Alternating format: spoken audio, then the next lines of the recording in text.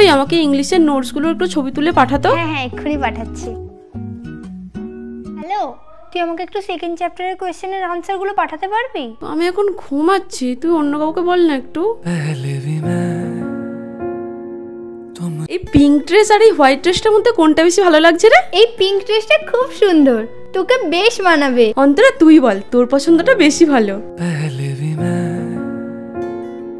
কি, তোদের নতুন বাড়ির গৃহপ্রবেশ? কারা কারা আসছে? আরে আমি অনেকদিন আগেই সব বন্ধুদের বলে রেখেছিলাম, তোর কথা না মাথা থেকে বেরিয়ে গিয়েছিল। এই তো আজকে বলে দিলাম, চলে আসিস সময় মতো। হ্যাঁ আমি আসবো। হ্যাঁ